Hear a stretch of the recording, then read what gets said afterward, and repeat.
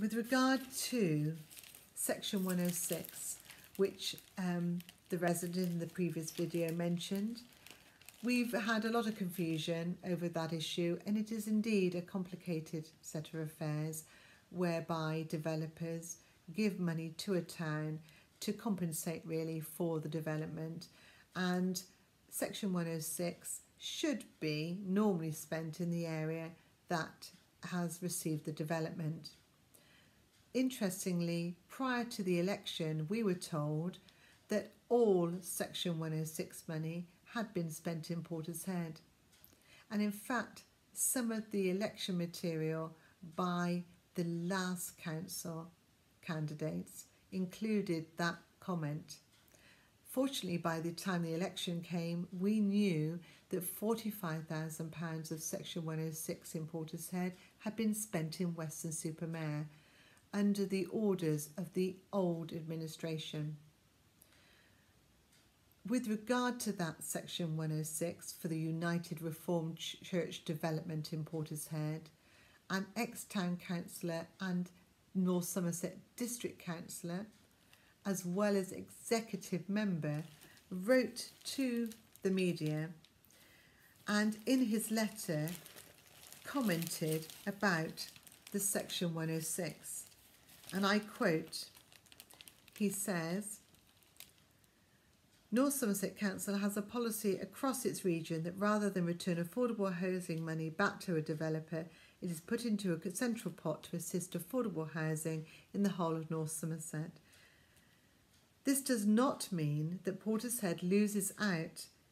because at any time in the future, Portishead can draw down on that money when the occasion arises, close quote. Well, that was strange, because that same ex-councillor who wrote that letter to the media, and we have the evidence, was on Portishead Town Council when in the minutes it is recorded the following, and I quote,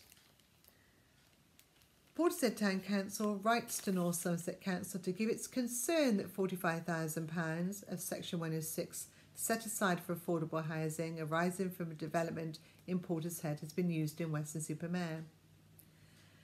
Further inquiries have revealed that in the protocol to which officers work, there is no requirement for such usage to be balanced by a similar investment in Portishead using money raised elsewhere in North Somerset, close quote. So knowing that £45,000 wouldn't necessarily be returned to Portishead when we needed it, why on earth would that person write to the paper to say the opposite? And it's that type of confusion that we have had to deal with over the last few years. And thank heavens there are residents who held Portishead Town Council and North Somerset Council to account for their actions and the conduct of their councillors.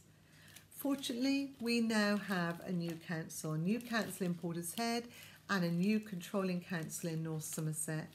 and hopefully the problems of the past will